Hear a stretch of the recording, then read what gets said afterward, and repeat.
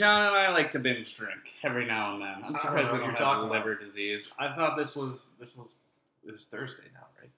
It is. It's like it's a different day. Same shirts. Same shirt. SSTD. It works. All right. Well, John really kind of has not had this beer. I don't think. Have you ever had it?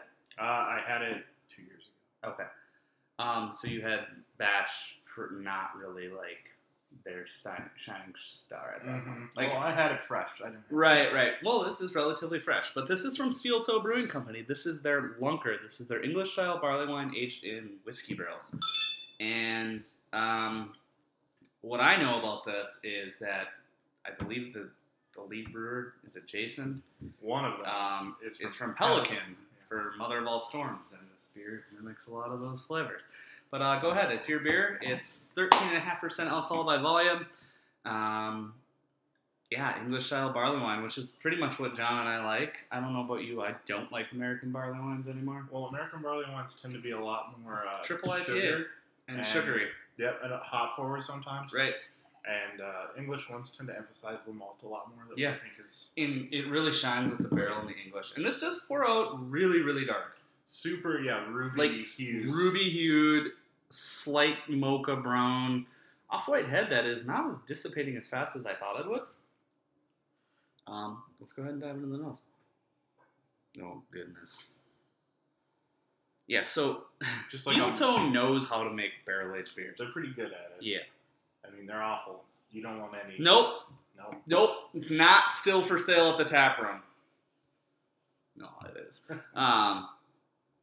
God damn, it's like Firestone Walker barrel character. Yeah, I was gonna say like this malty chocolate kind of thing. Yeah, I get like a creme brulee, vanilla. Yeah, the burnt sugar, burnt brown sugar, dates, some figs, some raisiny dark fruits. They do a really good job of capturing all the flavors in there. So just being coconut. Like, for example, like Central Waters is real, just like booze marshmallow, sugar. That's all. And pretty much booze. what you get. This doesn't smell at all like booze. There is coconut. There's macadamia. There's this creme brulee that I always reference with barrels, and that's a blend of that vanilla and that caramelized brown sugar. I mean, the char. It smells world class to me. I mean, it's up there with Sukaba in my books. King Henry-esque kind of reminds me a little bit of Bourbon County brand barley wine.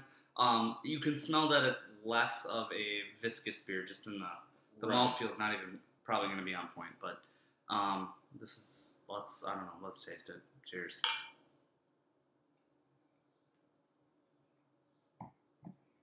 Or is the mouthfeel on point? Wow, that's nice.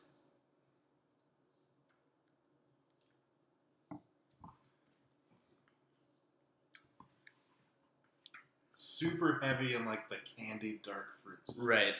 I mean, it's like brown sugar, vanilla glazed plums. I was gonna say like those dates you can buy that are half dried out. They like roll it in brown sugar and then caramel for days. Just like a dripper of whiskey on it. Yeah. And it wouldn't be for I mean, that's one thing we didn't really mention in the nose because it was all pure barrel character, like premium barrel-aged beer where you get all those notes, but you don't really get any of the actual whiskey itself. The whiskey's coming through a little bit more in the taste. A little bit. It's almost like a fine brandy or cognac or whiskey in a way.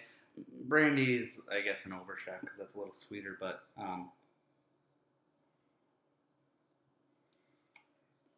it's nice. It's really nice. It's really nice. Not an overpowering. What is this? 2 months old out of barrel? Something like that.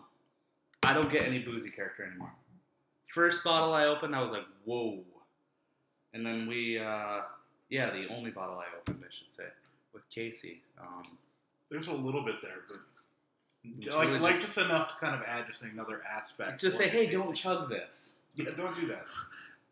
That's the problem. This is really easy to drink. The mouthfeel is thin to medium. Yeah. It's not full-bodied. It's not silky. Not that it needs to be. It's a barley wine. I don't really expect stout-level motor oil coming out of my barley wines. Toads. But it did do really, really well in the barrel, and I really can't speak ill of it too much. The complexity doesn't shine as much in the taste as it did in the nose. As it does in the nose, no. In the taste, it's a little tiny bit of whiskey, and then just that Plum, sugar encrusted fruit thing. A little bit of vanilla, some plums, some dates, a twinge of booze at the end. It's just enough to let you know it's there. Yeah, dates are big. Prunes. Bitter dark fruit. Yeah, I wouldn't say like raisin, but dates and prunes. I don't know if I'm picking up. I'm picking up alcohol actually now as it's warming a little bit more. It's not. Like it's not chasing you. It's away. not. No. I mean, I still want to keep drinking it. But it is saying, "Hey, dude, slow down here." And the fact that it lets you know that you can put this away for years. The big knock on this was years. I guess what I've read. Where's the cap?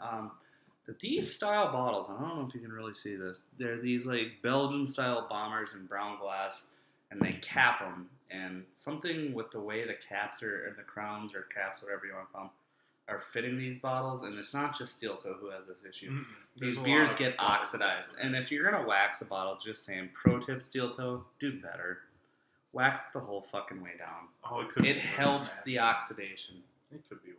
No, I know. And I hate candle wax. I know, and I hate industrial wax bottles. I hate opening them, but they look really, really nice. Like the brewery, or is it Licking Hole doesn't wax? The brewery goes like they go down, and the same shoulder. with Hill Farm said. I think it looks really nice, and it protects your beer. But or Sasson, where they go down to the shoulder. Sasson's wax is super thin though. Toppling wax is pretty thin. Score wise, so. This is hard because I can remember my first Sukaba. So I can remember my Bourbon County barley wine. I can remember King Henry. With the barley wine we've had recently, compared to Saturn, this is much better right now. God, it crushes Saturn. Saturn had that ridiculous price point. Yeah, true. This what, 20? $20 for one. Yeah, but you get 750 milliliters of it. Now, this is a bottle you bring to a share and you open with 10 people. Yeah. This isn't something you try to take solo or you take double. a solo, you're going to have I hope you're at home. Yeah, I hope you're I'm willing to bet this is right. It's going to be right neck same and neck. kind of thing. Now, Bourbon County barley wine after your holy hell. Well, maybe we'll have I think that's like my number. Yeah. We'll throw down. Yeah, we'll do a battle beer someday. We should have just done that today. But, so I rated this initially in my mind, like, ridiculously high. Like 99-ish, 100-ish. Like, we gave it perfect scores, and I don't know if I'm prepared to do that today. Casey? Yeah, but we were a little ham-boned. I'm prepared to give this. I'm thinking 97. I was going to say 96. Okay. Yeah, I think it's right in that above, like, it's in that upper echelon. This is a lot would it like... make the Beer Advocate top 250 in your opinion? I would put it in the... like lower 200. Lower half, yeah. Yeah. Sure. Is it a top 10 barley wine in America? You know, I think it might be. Like fresh, when you can see what it could potentially be, maybe. But you have to see what it actually turns into. Right. Right. So many of the ratings like King Henry and if this ages like turd, it's not going to match up to all those other ones because you need people who have those old ones to go, well, here's my 4-year-old bottle of wine. True. Right. We just suck at reviewing anything under 5 minutes nowadays. Well, I like to chat. So does Beer Geek Nation, how does Chris, how do you do it? How do you get reviews under 4 minutes?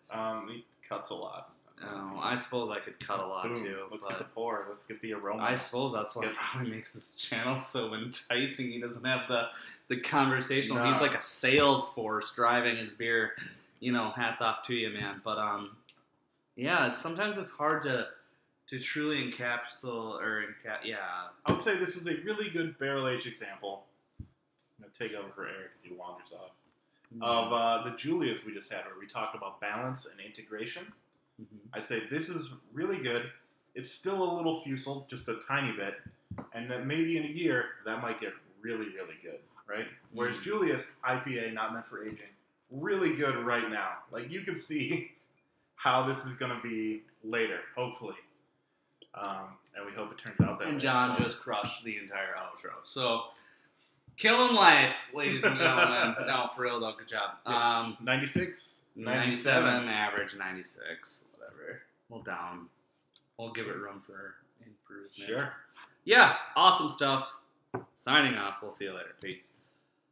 Ah! Don't switch! No!